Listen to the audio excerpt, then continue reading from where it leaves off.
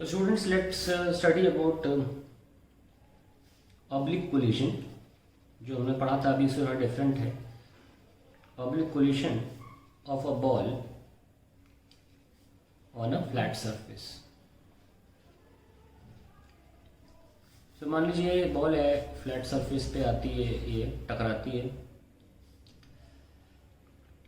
और ऑब्वियसली इसी एंगल पर किसी एंगल पर ये चली जाएगी. सपोज ये थीटा है और ये फाई एंगल है, और ये जो हमारे इम्पैक्ट हुआ है, यहाँ पे टच हुआ है, line of impact.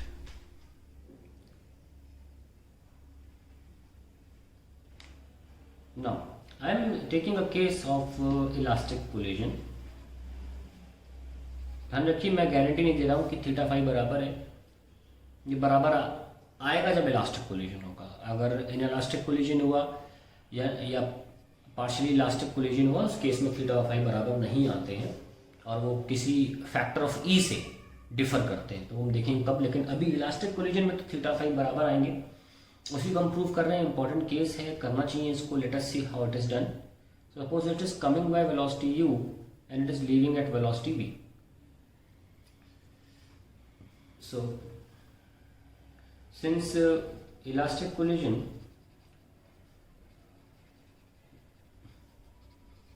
velocity of approach is equals to velocity of separation. now approach में क्या है, दूसरी बॉडी फ्लैट सरफेस है जो कि मूव ही नहीं कर रहा है.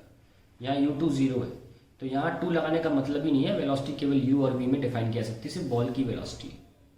तो अप्रोच का मतलब क्या है, दो हिस्सों में डिवाइड कर सकते हैं. तो ये वाला velocity along line of impact, along line of impact कितनी है, u cos theta. Velocity of approach कहना चाह रहा था मैं, along line of impact u cos theta.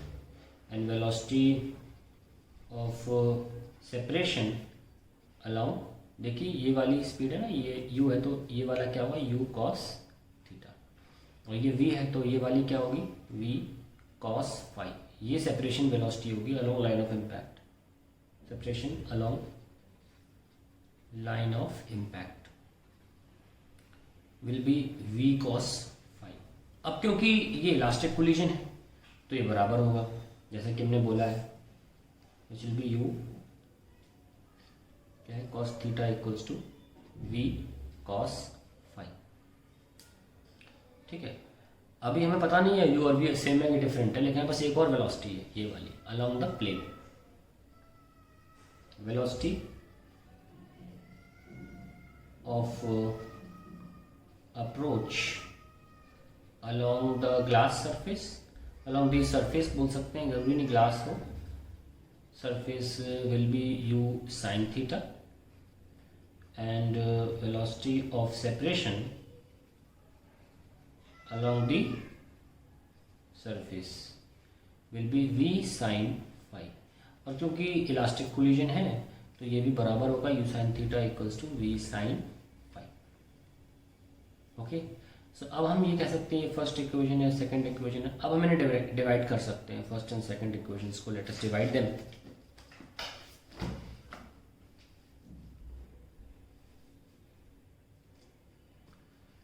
u cos theta equals to v cos phi, that was the first equation, and u sin theta equals to v sin phi equals to, this is the second equation. Just divide 1 and 2, I'll get cot theta equals to cot phi, and obviously we can write theta equals to cot inverse of cot phi, और cot inverse of cot सीधे angle होता है, तो theta equals to phi. हमने साबित कर दिया कि इलास्टिक कोलिजन में एंगल बराबर रहेगा. That means angle of reflection is equals to angle of incidence. Now we are talking about a case of a partially elastic collision. Now let us take partially elastic collision. Elastic collision of ball with flat surface. ज़रा tension नहीं है इसमें, simple है. ये ball आएगी और यहाँ चली जाएगी। The line of this is the point of impact, this is the line of impact. तो अगर आपकी वेलोसिटी u है और जाती है v से, ध्यान रखें अगर पार्शियली इलास्टिक है तो थीटा और फाई बराबर नहीं होंगे। तो वेलोसिटी ऑफ अप्रोच कितनी है? वेलोसिटी ऑफ अप्रोच है u cos theta and velocity of separation will be v cos phi, and obviously as we know velocity of separation upon velocity of approach ये e होता है। So we have v cos phi is equals to e times u cos theta. This is the first equation we can take. This is u sin theta and this is v sin phi. Along the surface ये line of impact नहीं है, इसलिए velocities change नहीं होगी, और we can directly write u sin theta is equals to v, let me write it in that order only, v sin phi is equals to, वो divide करने में आसानी होगी, u sin theta। ये second equation है, ठीक है। Now we can just simply divide the 2 and 2 by 1 and we will get tan phi is equals to 1 by tan theta. This is the relation we were looking for between the two angles. I hope अगर थोड़ा disturbance voice का आ रहा हो, कोई बच्चे की आवाज़ आ रही है तो please excuse for that, please focus on this. तो tan phi is equals to 1 by e tan theta, I think I am correct, नहीं ठीक है फाइन। अब हम बात करते हैं, हमें वेलोसिटी v निकालना बहुत ज़रूरी है। तो फाइनल वेलोसिटी जो है ये कैसे निकलेगी? Simply squaring and adding the two equation, squaring and adding the two equations. Let's see what happens. ये तो सिंपली स्क्वायर करेंगे, sine square five plus cos square five 1 हो जाएगा। यहाँ पर e दोनों जगह नहीं है तो यहाँ पे कैसे लिखेंगे? u square and this will be e square cos square theta plus sine square theta and then we have u bracket में sine square theta plus e square cos square theta. Important relation are this, directly आप JEE Mains NEET ऐसे exams में आप इन्हें फॉर्मूले को रख सकते हैं। Now let's talk about another case that is of inelastic collision of ball with the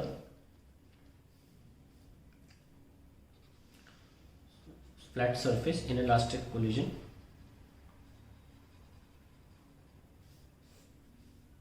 तो इसमें हम जैसे जानते हैं कि E 0 होता है, तो इसमें डायग्राम कैसा होगा? ये बॉल आएगी और यहाँ टकराएगी एंड सेपरेट होगी ही नहीं, तो ये बॉल ऐसे ही मूव करेगी। तो this will be u sin theta and this will be u sin theta only because along this line velocities don't change. There is no velocity this way because the body is not separating. So along this line there will be no change in velocity and the body after hitting will have the velocity u sin theta, but this is the theta angle. So कभी कोई question ऐसा आता है, मान लीजिए कोई body है और इनइलास्टिक कोलिजन है जिसमें सेपरेट नहीं होती है, 30 डिग्री ऐसा कुछ दे रखा है, एग्जाम्पल दे रहा हूँ, ये वेलोसिटी। तो यहाँ जो डायरेक्ट वेलोसिटी होगी आफ्टर कोलिजन डायरेक्ट निकाली जा सकती है, which will be u sin 30 degree. ध्यान रखें, सिंपल सा क्वेश्चन आ सकता है, मान लो को पता ही ना हो तो आप कैसे करोगे? लाइन ऑफ इम्पैक्ट ये है, इसमें E 0 था इसलिए बॉडी सेपरेट नहीं हो पाई, टकरा के फिर ऐसे चली गई, ठीक है। तो वो वेलोसिटी जो है उसका एक्सप्रेशन u sin थीटा के बराबर ही होगा। तो पहले भी हमने देखा कि अलोंग दिस लाइन कभी वेलोसिटी चेंज नहीं होती।